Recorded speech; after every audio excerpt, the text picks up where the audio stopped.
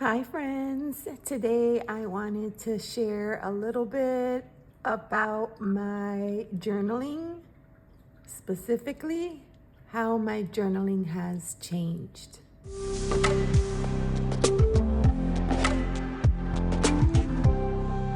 So when it comes to tarot, I have a few notebooks that I am using. So this first one here, this is where I keep all of my notes, and I use it as a frame of a reference. And I started putting this together when I signed up for the Tarot Foundations class with Sadhana. And it's just chock full of notes, all of the things that we learned over the many, many weeks that we met as a group. And I have pages dedicated to each of the majors and also to the suits and the elements, and it just has a lot of great information. And I love that I've left space so that when I go back, I can add to it, right? So I collected a bunch of information in here over time, and I have all kinds of different collections, things that the students shared in the class, and it was a great experience. So I don't know if she does that anymore, but if you ever have the chance to come together as a group and share in a learning journey, I would really recommend it. I really enjoyed it. I made a lot of new friends, and it was great. Started to keep some notes on numerology, and let's see. Then back here, yes. See, so I have a page dedicated to each of the majors, and this is great. I recently pulled this out because when I watch Tarot Tube and I hear different things that different people say, I think to myself, oh, I want to jot that down. And then I realize, oh, the notebook. By the time I remember, I've already forgotten what it was that I wanted to jot down. So I pulled the notebook out so that I can have it handy and can add to it at any point in time, and plenty of room in here for additional learning. This is my learning journal, and this one's really special because my daughter gave me this one as a Christmas present, so I use it for that, and I'll set that one aside. When I first decided that I wanted to start journaling, I saw a lot of videos and a lot of the things that different people were doing, and it looked like such a creative outlet. I wanted to kind of do something similar, but in my own style, I guess. And I just kind of started, right? And originally, I remember having this conversation with my daughter and her saying, I never thought that you would follow this through. But this was the first journal that I got. I love this journal. And I had captured, so this is when I first started. I started in 2022, and I'd done my year ahead spread with my card of the year, and I followed a format of a woman that I saw on Tarot Tube, and if I remember, I'll link her video because that really helped me helped me with how to set up my journal. So I had set up my year ahead spread, all of my cards. I had selected both a tarot and an oracle card, and I listed that on here. I did some watercolor, and it was fun learning how to work with the watercolor.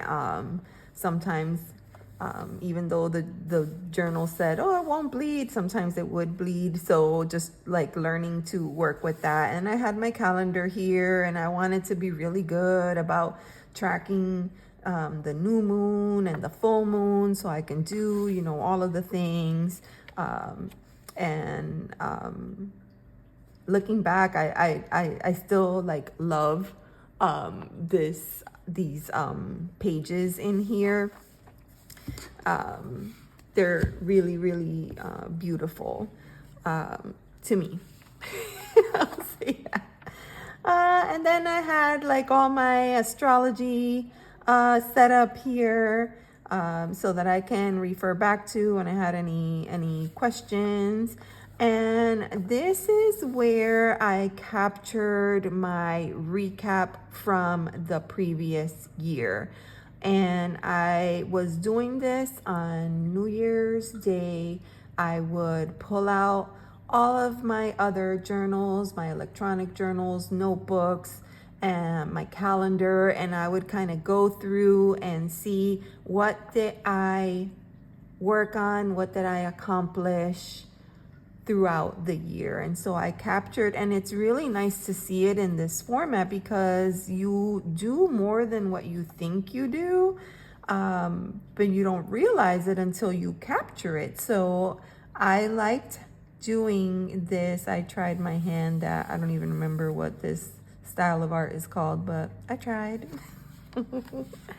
And then I captured 2022, and this was my chance to kind of plan out what it was that I hoped to accomplish.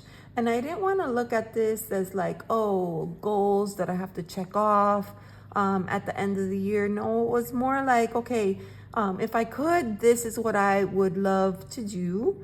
And if I do it, great. If I don't do it, that's okay. And I found that over the course of the year, I may have done some of the things, but I also did things that weren't on the list that I could go back and capture later. So that was a great exercise. And then I pretty much started like this. I would kind of have a page dedicated to my my cards that I picked up on, you know, for the year ahead spread. And I would kind of journal on that. I had my my calendar set up. My moons are on here. And then I had a page set up for my daily card pools and which deck I had used. And I would kind of track that information. And then every week I would go in and kind of capture different things. At one point I decided I wanted to kind of have a tracker here. So I kind of added this in, and this idea kind of morphed over time as well. As I started to realize there were certain things I wanted to add, things that I wanted to take away.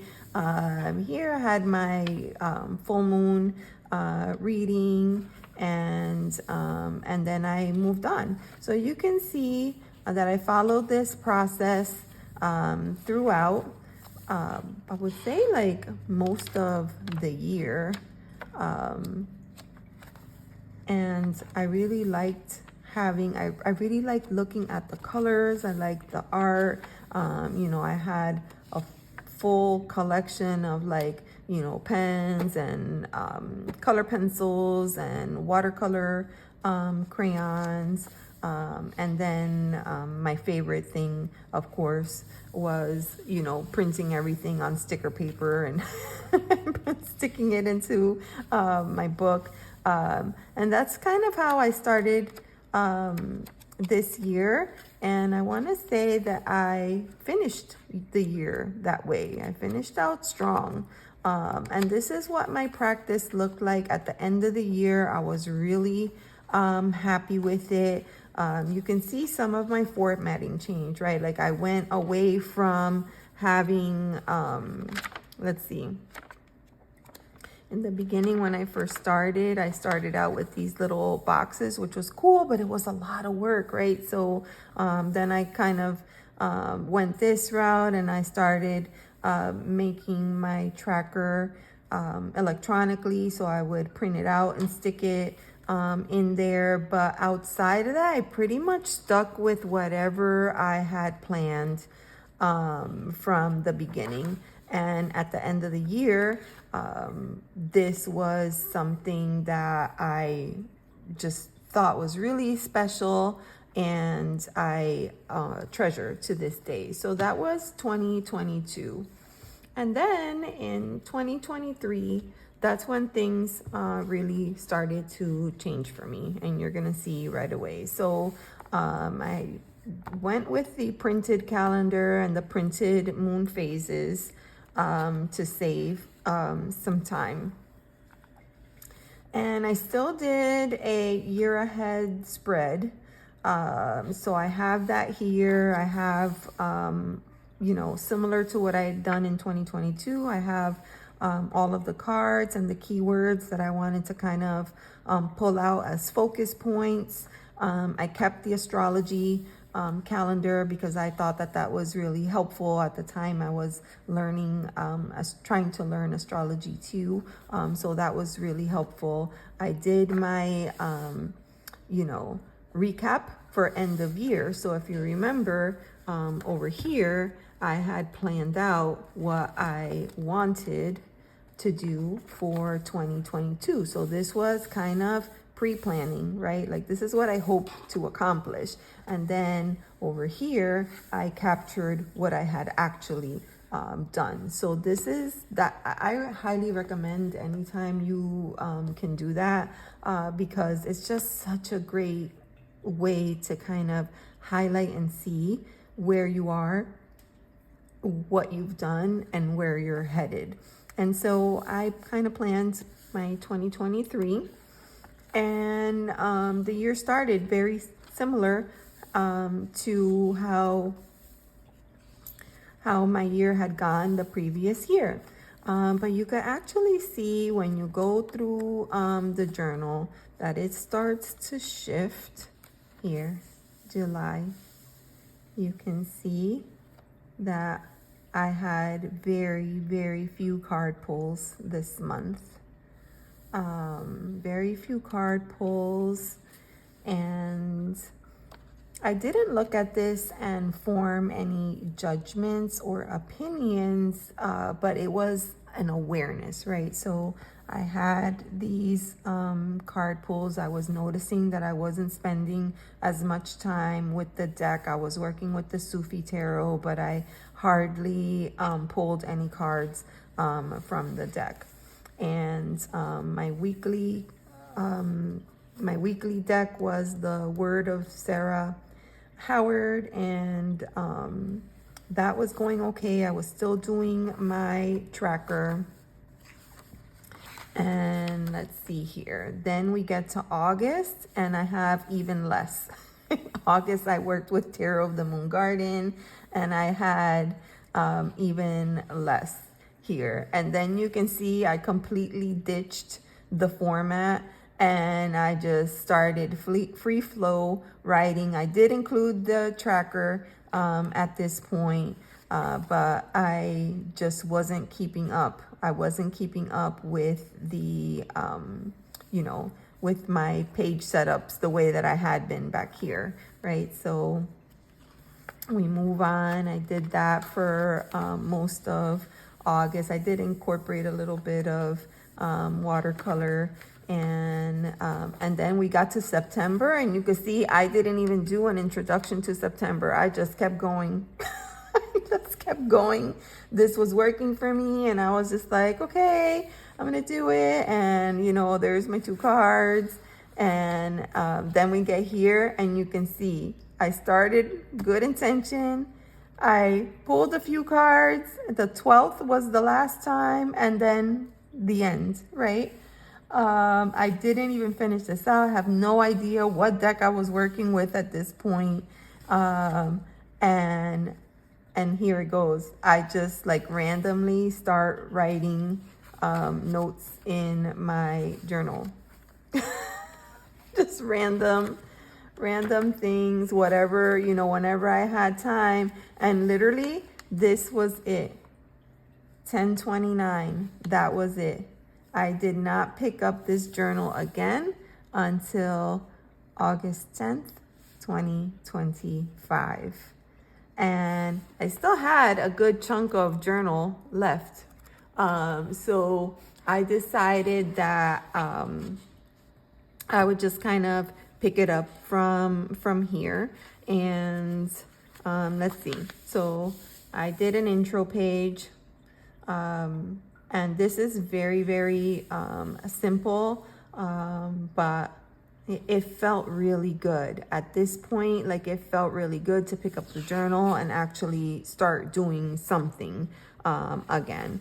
And I started just kind of free flow writing, and I decided to pick up kind of like where I had left off. So I picked up with the Tarot of the Moon Garden. I worked with that for a while, decided that I was going to part with that deck in my collection, and I just captured information. And then I kind of moved over to Forest of Enchantment. I worked with that deck for a little while and decided I loved it and I was gonna keep that one. Same with Tarot of Light. This is my bedtime card pull deck, and so I did start pulling cards in the evenings and making different notes. And then I started, you can see here, I decided, oh, I want to start printing my cards again. So I printed my cards and I put them in here. And then I started my Deck Bond challenge, which I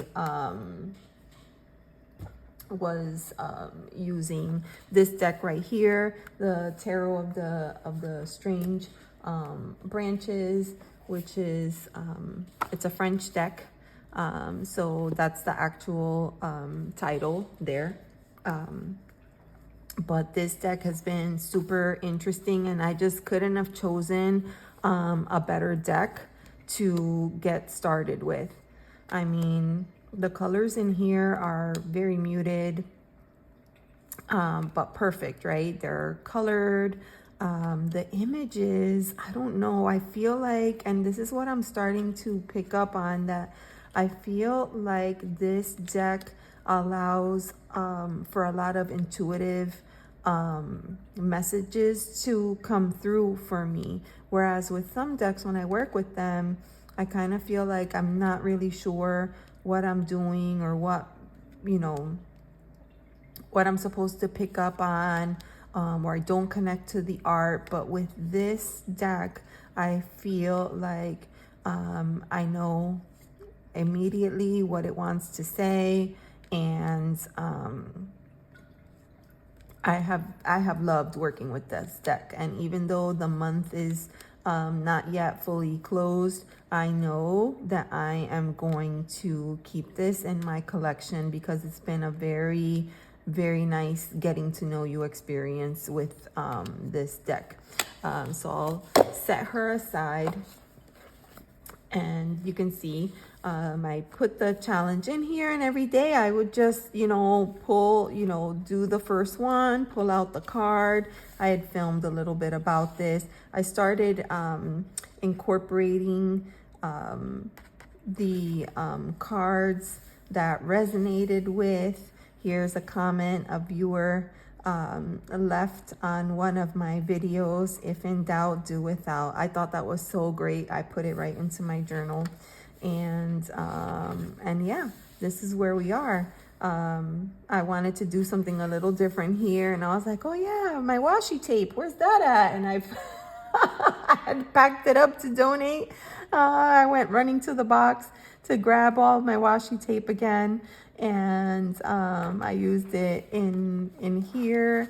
And I don't know if you all saw, I did like a kind of a sample of how I do my bedtime pulls, and then the reflection that I went through afterwards.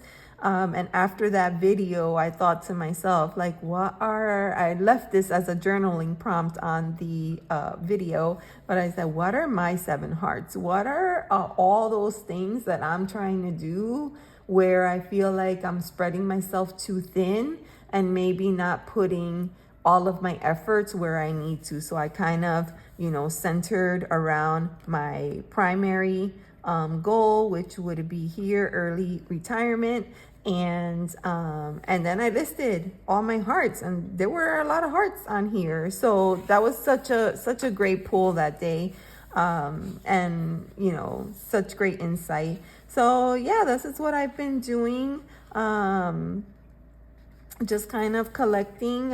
You can see I'm staying on top of it. I just finished off yesterday on the 20th, and today I will pull card for day 21.